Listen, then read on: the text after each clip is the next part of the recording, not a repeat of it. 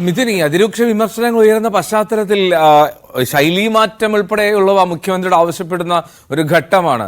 ഇനി ഇപ്പോൾ ഇടുക്കി ജില്ലാ CPI കൗൺസിൽ മുഖ്യമന്ത്രി മാറണമെന്ന് പോലും ആവശ്യപ്പെട്ടു. അപ്പൊ അതായത് LDF-ൽ അതിരൂക്ഷമായിട്ടൊരു സാഹചര്യമാണ്, മുൻപെങ്ങും ഇല്ലാത്ത വിധത്തിൽ ഉള്ള ഒരു സാഹചര്യം പിണറായി വിജയൻ നേരിടുന്നുണ്ട് എന്നുള്ളതിൽ സംശയമില്ല. അത് പാർട്ടിക്കകത്താണെങ്കിൽ പോലും. അപ്പോൾ മുഖ്യമന്ത്രി അതിനോടുള്ള ഒരു പൊതുപ്രതികരണത്തിനുള്ള സാധ്യത നമ്മൾ കരുതുന്നില്ല, അത്തരമൊരു സാധ്യത. പക്ഷേ അപ്പോഴും സംസ്ഥാന സമിതിയിൽ ഈ തിരുത്തൽ രേഖയ്ക്ക് ഉള്ള ഈ മറുപടി നൽകുമ്പോൾ പിണറായി വിജയൻ എന്ത് സ്റ്റാൻഡ് എടുക്കുമെന്നുള്ളതാണ് കൗതുകകരം. എങ്ങനെയാണ് കരുതേണ്ടത്, എങ്ങനെയാണ് രാഷ്ട്രീയ കേന്ദ്രങ്ങൾ, നിരീക്ഷകരൊക്കെ ഇതിനെ പ്രതീക്ഷിക്കുന്നത്? മുഖ്യമന്ത്രിയുടെ മറുപടി എങ്ങനെയായിരിക്കുമെന്നാണ്?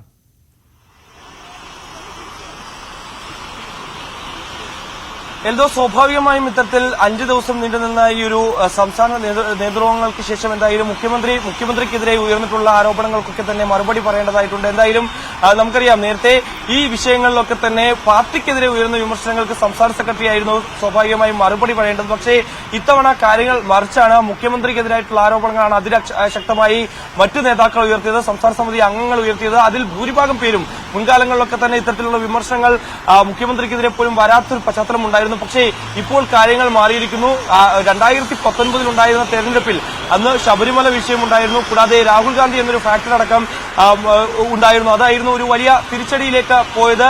അത് വർണ്ണവികാരമല്ല എന്നുള്ള കാര്യം അന്ന് ഉറപ്പിച്ച് പറയാൻ സാധിക്കുമായിരുന്നു. പക്ഷേ 2024 ലോക്സഭാ തെരഞ്ഞെടുപ്പിലേക്ക് വന്നപ്പോൾ അത് ഉറപ്പായും ഭരണവിരുദ്ധ വികാരമാണ് എന്ന് എണ്ണിപ്പറയാവുന്ന തരത്തിലേക്ക് കാര്യങ്ങൾ പോവുകയും ചെയ്തു. മറ്റു ഫാക്ടറൊന്നും തന്നെ സർക്കാരിനെതിരെ ഉയർന്നു വന്നിട്ടില്ല എന്നുള്ളത് തന്നെയാണ്. അത്തരത്തിലുള്ള ആരോപണങ്ങൾ വെച്ച് തലയൂരാൻ ശ്രമിക്കാൻ പറ്റുമായിരുന്നു എങ്കിൽ പോലും തന്നെ അത് ബലവത്താകുന്ന ഇല്ല എന്നുള്ളത് തന്നെയാണ് ഏറ്റവും ശ്രദ്ധേയമായിട്ടുള്ള കാര്യം. ഒപ്പം തന്നെ ഇത്തരത്തിൽ പ്രകാശ് ജാവ്ദേക്കറുമായി EP ജയരാജന്റെ കൂടിക്കാഴ്ച, അതൊക്കെ തന്നെ വലിയ രീതിയിൽ പാർട്ടിയിൽ വലിയ അവമതിപ്പുണ്ടാക്കുകയും ചെയ്തു. കൂടാതെ മുഖ്യമന്ത്രിക്കെതിരായ, ഞാൻ നേരത്തെ സൂചിപ്പിച്ചപ്പോൾ തന്നെ മുഖ്യമന്ത്രിക്കെതിരായിട്ടുള്ള മകളുടെ ആരോപണം, അതെങ്ങനെയാണ് മുഖ്യമന്ത്രി ഇന്ന് വിശദീകരിക്കാൻ പോകുന്നത് എന്നുള്ളത് തന്നെയാണ് അറിയേണ്ടത്. എന്തായാലും കോടതിയുടെ പരിഗണനയിലിരിക്കുന്ന വിഷയമാണ്. അതുകൊണ്ട് തന്നെ ആ വിഷയം ആ രീതിയിൽ തന്നെ മുന്നോട്ട് പോകട്ടെ എന്നുള്ളൊരു നിലപാടായിരിക്കും സ്വാഭാവികമായും മുഖ്യമന്ത്രി എടുക്കുക എന്നാണ് നമുക്ക് മനസ്സിലാക്കാൻ സാധിക്കുന്ന. മറ്റു കാര്യങ്ങളിൽ, അതായത് പൊതു സ്ഥലങ്ങളിൽ ഒരു അച്ചടക്കത്തോടെ മുന്നോട്ട് പോകണം, അതായത് അസഹിഷ്ണുത പാടില്ല എന്നുള്ളൊരു നിലപാട്, അതിൽ എന്ത് കൃത്യമായ മറുപടി മുഖ്യമന്ത്രി പറയുമെന്നുള്ളതാണ് നമുക്കിനി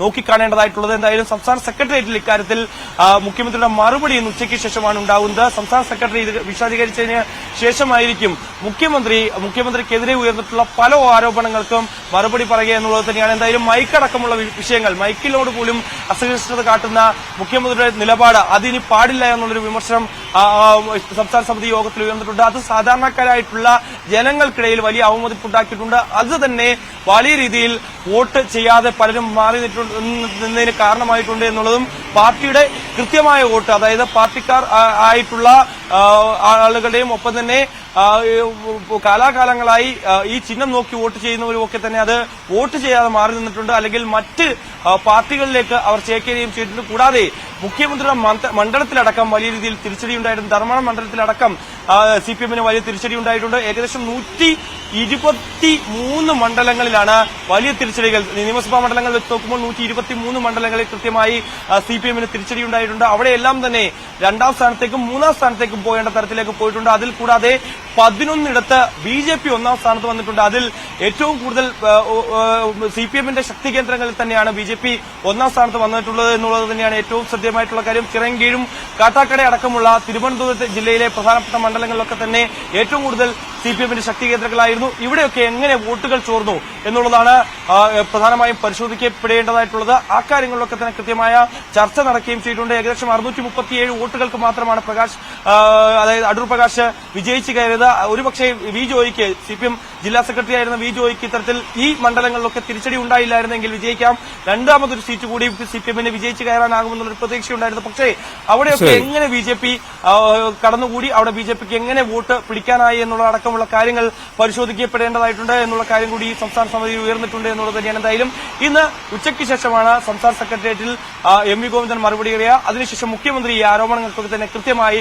മറുപടി പറയും. അതേത് തരത്തിലാണെന്നുള്ളതാണ് ഇനി നമുക്ക് കണ്ടറിയേണ്ടിയിരിക്കുന്നത്.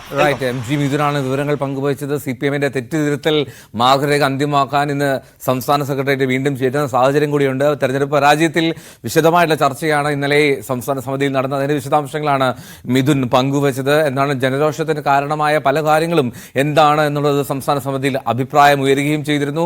മുഖ്യമന്ത്രിക്കെതിരെ കീഴ്ഘടകങ്ങളിൽ ഉയരുന്ന വിമർശനങ്ങൾ അവഗണിക്കരുത് എന്നുള്ളതാണ് പ്രധാനപ്പെട്ട നിർദ്ദേശം സംസ്ഥാന സമിതിയിൽ ഉണ്ടായത്. ഈ സർക്കാരിന്റെ പദ്ധതികളിൽ മുൻഗണന നിശ്ചയിക്കണമെന്നും ജനക്ഷേമ പദ്ധതികൾക്ക് പ്രാധാന്യം നൽകണമെന്നും അഭിപ്രായമുണ്ടായിട്ടുണ്ട്. ഇക്കാര്യങ്ങളിൽ തെറ്റുതിരുത്തൽ മാർഗരേഖയിൽ അത് ഇടം പിടിക്കാൻ സാധ്യതയുണ്ട് എന്നുള്ളതാണ് ഏറ്റവും പ്രധാനപ്പെട്ട കാര്യം. CPM സംസ്ഥാന സെക്രട്ടറി MV ഗോവിന്ദൻ ഈ ചർച്ചയ്ക്കുള്ള മറുപടി നൽകും. ഒപ്പം സർക്കാരിനെതിരെ ഉയർന്ന വിമർശനങ്ങൾക്ക് മുഖ്യമന്ത്രിയും മറുപടി നൽകും.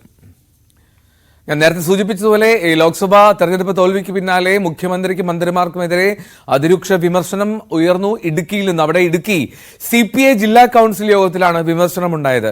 മുഖ്യമന്ത്രി മാറണമെന്നും മുന്നണി തന്നെ വിടണമെന്നും ജില്ലാ കൌൺസിലിൽ ആവശ്യമുയർന്നു.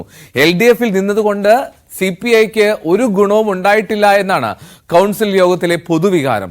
രാജ്യത്ത് ഇന്ത്യ മുന്നണിയുടെ ഭാഗമായിട്ടുള്ള CPI എന്തിന് LDF-ൽ തുടരണമെന്നുള്ള ചോദ്യം ഇടുക്കി ജില്ലാ കൌൺസിലിലുണ്ടായി.